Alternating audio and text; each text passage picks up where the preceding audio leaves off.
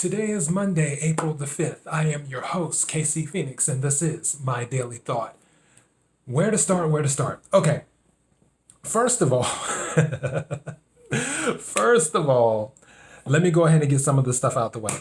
KIRWKC.com, main podcasting platform. This podcast is carried on Apple, Spotify, Anchor, Google, iHeartRadio, Pandora, Overcast, Bullhorn, and several other podcasting platforms. So, and thank you to everyone who's been listening to the podcast. I sincerely appreciate that. KIRWKC on all the social media platforms. If you want to follow, feel free to follow. And I guess I need to be a little bit more active with my social media, because all I usually do with social media is just upload, and like on Twitter, all I do is retweet stuff. And all the other ones I just upload. That's it. I don't really do anything else because I'm not a huge social media person, believe it or not, because I know people are like, but you have a show. Yeah, it's not really my thing, to be honest. I do this because I enjoy it. It's fun to me. And that's really it. You know, I just like talking about stuff. So yeah, here we are. Now, I uploaded an episode yesterday for Easter, which dovetails into what I'm talking about today for my daily thought. But I uploaded an episode yesterday for Easter. It was a general energy reading for the collective, so it wasn't a specific sign or anything like that. It was just anyone who needs to hear it, which that's what those are called anytime I do those. And that was interesting. I'm getting comfortable in my chair for those who are watching. So the crazy thing that happened was, for the first time in, I probably say a year, maybe, I actually cooked in my kitchen. Like, usually when I make something, it's very, very the same thing over and over and over again. If you've been following my podcast, you know this. Ever since I had mono, I've usually stuck to the same thing. Like, I wake up in the morning, pack of tuna, a mug of Chobani non-fat Greek yogurt with pumpkin seed, cashews, walnuts, blueberries, maybe sometimes raspberries. At lunchtime, it's usually a turkey sandwich or a turkey wrap. And then at dinner time, it's usually a kale salad with shredded chicken, is what it is, with like celery, rainbow baby carrots, things of that nature in there, along with Brazilian nuts and, of course, more pumpkin seed, more cashews, and Brick House, which, if you have never tried Brick House dressing, check it out. I do it's the herb. I was about to say garlic herb, but no. It's the regular herb. It's the sweet herb. That's what it's called, sweet herb. It used to be called honey Dijon, but then they changed it to sweet herb. Why they did that, I have no idea, but I digress. So Brick House dressing, it is so good. I actually sent some to my parents, and now my dad is addicted to it. So yeah, but that's usually what I have almost every single day. Like, percentage-wise, I probably say 85 to 90% of the time, that's all I eat. I rarely deviate from that. If I do, I might go to like El Pollo Loco and get 2 chicken breasts and do that. Or, eat some salmon for dinner. And well, I order from this place. It's called Tender Greens. I'll order this. It's like this chicken. It's a bowl with brown rice and shredded chicken. It's like a Chipotle type chicken, and it has this salad with cabbage and things of that nature and whatnot. So I have those things. But as for cooking, I haven't cooked in a while. And I mentioned that before, because one reason, after you cook so much, it's just like, whatever. And then the other reason was, I've just been so funny about what I eat due to the whole episode, which, after mono, I lost like 20 or 30 pounds and stuff. So I've been all over the place and still dealing with that, along with the sinuses and everything else. But as I was telling one of my friends earlier today in a text message, I just power forward, regardless of how I'm feeling. It's just, it is what it is. Life has to go on. It's not going to stop just for me, and it's not going to stop for anybody else. So I went in the kitchen yesterday, and I was a little nervous because one of the dishes that I decided to make was macaroni and cheese, which I mentioned in my Life is a Potluck episode. And I only gave one of the ingredients to a good macaroni and cheese, which, by the way, my macaroni and cheese is literally legendary. And I'm not saying that to brag, I'm just telling you what it is. And with my macaroni and cheese, I know that I can't make it the way I used to make it. So I had to cut corners making my macaroni and cheese yesterday in the kitchen. And it came out fine. It tasted good. It tasted, restaurant quality and even better than some restaurants, to be honest. And that's the other thing. Let me throw something out here too, just so people know, because for those who don't live in California, you haven't heard of this. One of the funniest things that happened to me when I first moved when I moved back to Los Angeles is when I brought up macaroni and cheese, so many people asked me, is it baked? And I'm like, wait, what? And they're like, is it baked? I'm like, what other way is there to make macaroni and cheese? Because I'm originally from the South. We don't do the stove top, stirring it up on top of the stove or microwaving and no, we don't do that in the South. And it amazed, I promise you, at least, I want to say, when I mentioned that potluck that I made the macaroni and cheese for, and I told people I was going to make macaroni and cheese, and almost every single person, every one of my coworkers asked that same question, is it baked? And I'm just like, what type of cooking do these people have in Los Angeles? So, yeah. It's baked. Baked is the only way to make macaroni and cheese. I'm not saying I won't eat macaroni and cheese if it's not baked, because obviously if you go to a restaurant, like a fast food restaurant, usually they just mix some stuff together, stir it up, and then that's it. But if you go to an official sit-down restaurant, not a fast food restaurant, where people should be in the kitchen cooking, or if you have chefs or anything else, if a chef brings out a macaroni and cheese to me that has not been baked, I'm going to give the chef the side eye. I'm going to look at him like he half crazy, or her. Like, where did you get your credentials from? How do you make macaroni and cheese on top of the stove? I know it can be done, but just because it can be done doesn't mean you need to do it. My own personal thoughts when it comes to that, but I digress. So when it came to Easter and me being back in the kitchen, I was a little bit nervous, like I said, because I hadn't cooked. But then again, I'm like, hey, it's going to be just like riding a bike. Don't let it overwhelm you. Just do what you do. And I knew that I had to cut corners on things because I don't like a lot of salt and stuff. It amazes me, and I mentioned this before in one of my other episodes, how much salt and sugar companies put in things. Like it's different when you're not paying attention to those things, where it's just part of your life, where you just eat to eat. But when you make a conscious effort to see what is in your food, how much salt is in your food, how much sugar is in your food. And it's like, really?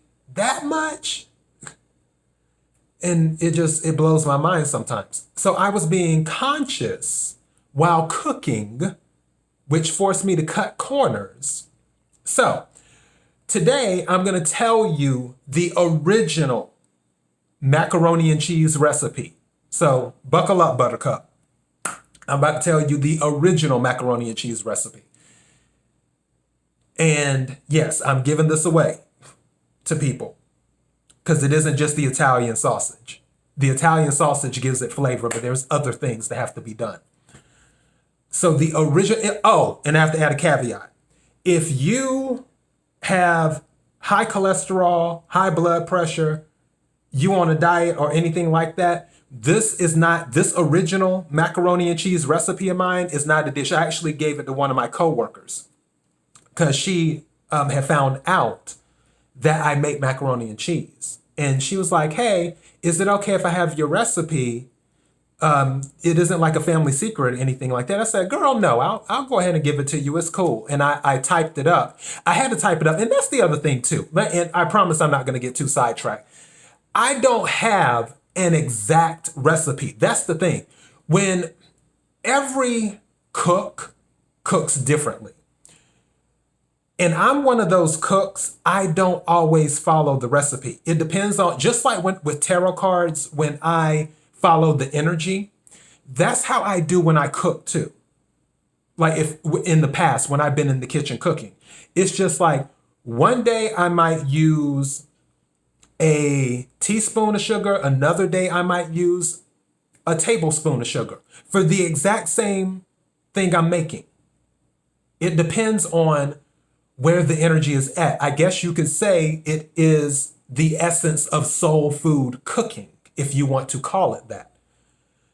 And I don't have an exact, okay, you need 2 cups of macaroni noodles and you boil no.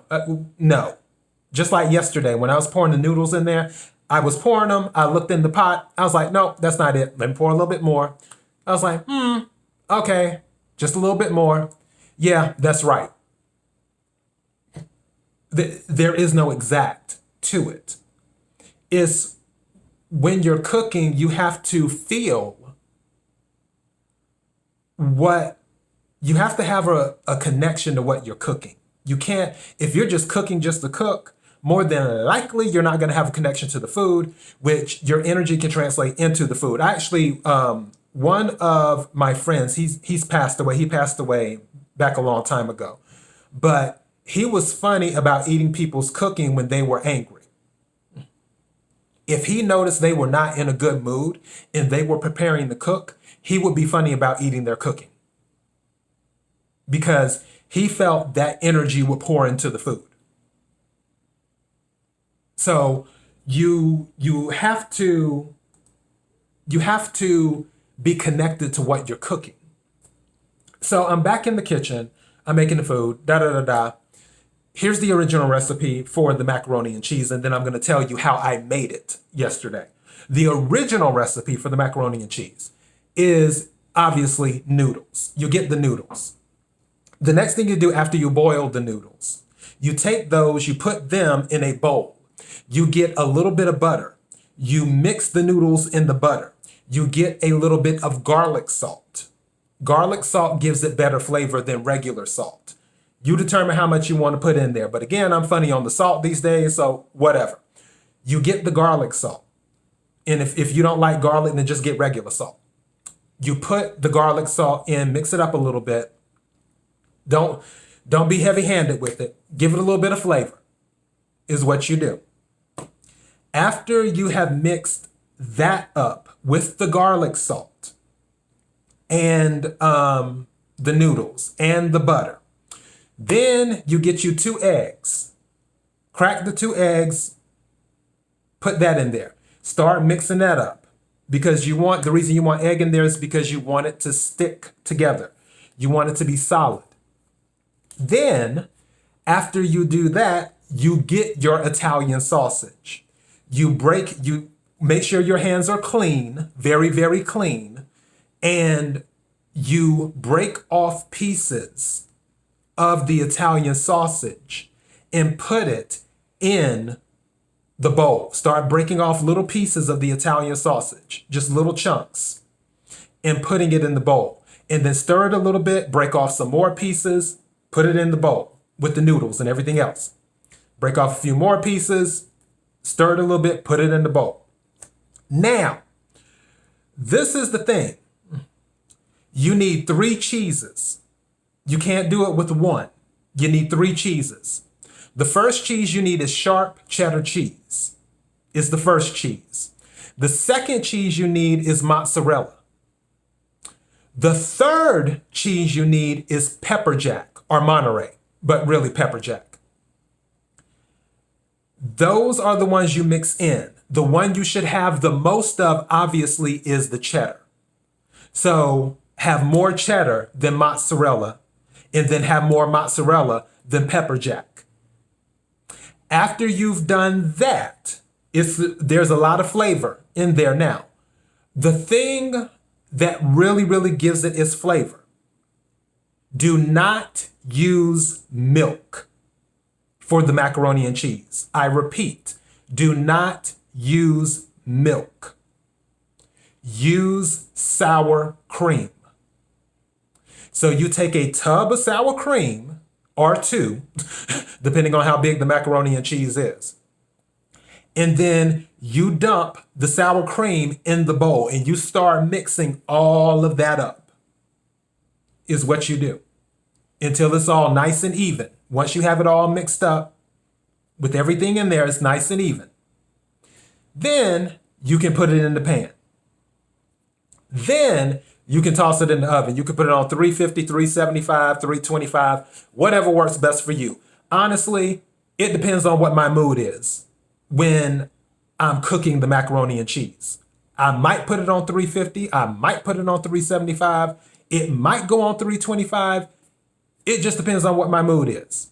And then I'll just check on it from time to time. It's not a thing of, oh, well, let me put it in there. In 30 minutes, it'll be ready. No, I'll check on it from time to time until I feel it's ready.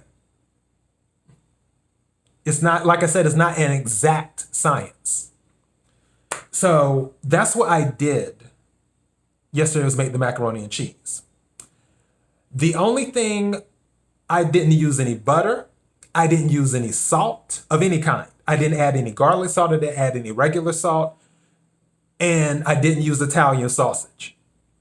So all I had was the cheddar, the mozzarella, pepper jack, the noodles, the sour cream, and that was pretty much it.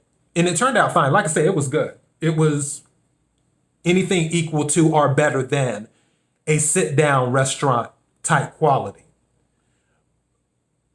The original recipe will always be leaps and bounds better than anything you can get in a restaurant, because I've eaten in many restaurants and I still haven't tasted a macaroni and cheese better than mine. So I had learned that technique from several different people with making macaroni and cheese, because that's how I learned to cook. And the funny thing is that Aretha Franklin learned how to cook that same way too. I was watching, I think it was Lifestyles of the Rich and Famous, and she was talking about her cooking. And she said she learned by just watching different people. And that's sort of what happened with me. One of my aunties, my mother's aunt, so my grandmother's, my nanny's sister, my Aunt Dot. My Aunt Dot, out of all the sisters, my Aunt Dot was the best cook. And her macaroni and cheese was not to be played with. But she didn't use Italian sausage. She used pepperoni, is what she used. And that's how she made her macaroni and cheese. And also her yeast rolls weren't to be played with. When I tell you my Aunt Dot would come with like 4 to 5 pans of yeast rolls, and they would be gone before people got to the second plate. My Aunt Dot's cooking was not to be played with, period. So I learned a little bit from her. Also, I learned from my mother. Also, I learned from somebody else that I used to work with when I worked for a wireless company. Hint, hint. Take a guess what wireless company that was, for those who know me personally. And she had told me about how she made hers. And then also a customer, when we were talking about macaroni and cheese, she mentioned how she did it. And then the sour cream thing, I learned from one of my god sisters. And then that's how it was like, and you know what? This goes into what I was talking about yesterday on the tarot card reading, on taking what people give you and then creating something of your own. You don't necessarily have to do it the way they do it. Just like with macaroni and cheese. Even though my Aunt Dot's macaroni and cheese is amazing, I didn't follow her exact recipe. I took from my Aunt Dot, I took from one of my coworkers, I took from my god sister, I took from a customer that called in one time, and then did my own little twist on things. And then that's how I got it. So that's just a little side note. If you haven't listened to the episode yesterday of the reading, which was for the collective, check that out. It was called Spring Cleaning, is what I had titled it. But yeah, so the macaroni turned out fine. I made chicken breast. I didn't do anything to them. And again, I was half cooking yesterday.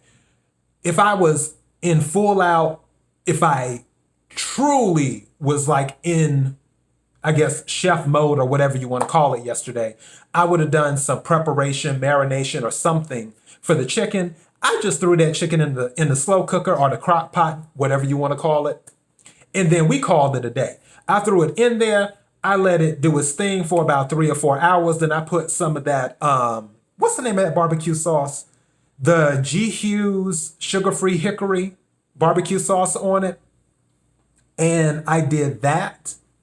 And then that was it. I didn't even, puncture the chicken to let the sauce get into and truly marinate, which is what I should have done.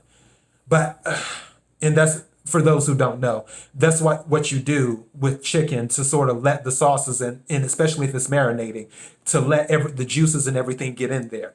You puncture it with a fork and you just go up and down it. That way it can get into the meat, because if you don't, it's not going to get into the meat. You'll just be tasting it on the outside. And then when you bite into it, it's just going to taste like regular chicken.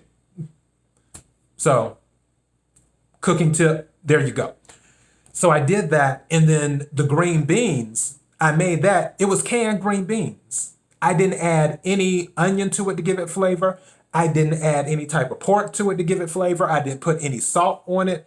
I didn't add anything. All I did was I drained the can and then I put water in the can while the beans were still in there. Shook it up some, dumped out the water, filled it again with the water, shook it up some, dumped out the water, then filled it up again, shook it up some, dumped out the water. And then finally I put the green beans in there. And then I got some bottled water and poured that on top of the green beans and warmed them up. And then the butternut squash, which I was expecting to be chunked, it was pureed. I took the butternut squash and just put it in a small pot and warmed that up. And then I did 2 slices of bread because I had to have the fiber, which again, I mentioned this before about fiber. Make sure you have some type of whole wheat fiber, especially if you're eating something with a lot of cholesterol, because I learned this from this fitness person. The reason fiber is so good, is whole fiber, whole wheat fiber, is because it absorbs cholesterol. And I didn't know that. I didn't know fiber can absorb cholesterol. So it helps if you're eating something with high cholesterol, like macaroni and cheese, then that's something that's in your favor too. And also it helps with digestive stuff too. So yeah, but that's what I had yesterday. I didn't go all out, but I knew I wanted something different. I knew that I didn't want the same old, same old. That's why I was in the kitchen yesterday. That's why I semi-cooked yesterday, because with it being spring and all these other things, I'm like, you know what? I have got to switch this up just a little bit, just for this. I'm going to switch it up just for this. And I went into the kitchen and I did my thing. And the food turned out well. So I'm pleased with that. And I have leftovers. Funny thing is that even with the small, the small rectangle casserole dishes, even with that was still too much macaroni for me. I threw away a fourth of it because I ate a fourth, and then the other part, I took a fourth and put it in a thing, and then took the other part of it and then put it on top of that. And then the other fourth, I just threw away. And I felt so bad because, I think about people not having food, and I'm like, oh, here I am throwing out food. But I knew it's like, okay, don't go overboard with this macaroni and cheese. This stuff is high in cholesterol and everything else. Don't get crazy. And I probably will not make macaroni and cheese again for a while. Maybe Christmas or something like that. Who knows? But yeah, it felt good to be back in the kitchen again and to do what I did.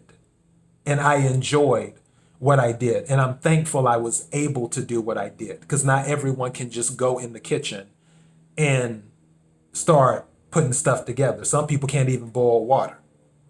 Sad, but true. So yeah, that's my back in the kitchen story. I thought that everyone might find that interesting, so I decided to tell it today. And now you know what my recipe is for macaroni and cheese, the original recipe. And again, if you are on a low salt diet, if you are supposed to be avoiding cholesterol and all that other stuff, that original recipe is not something that you need to be eating constantly or possibly at all. And no, I'm not a health professional. I'm not medically licensed. I'm just giving my opinion is what I'm doing. So that's all I have for my daily thought today. I hope everyone had an amazing Easter yesterday. And I think that's going to be it. So KIRWKC.com, main podcasting platform, KIRWKC on all the social media platforms. Thank you again for listening to the podcast. Until next time, be blessed.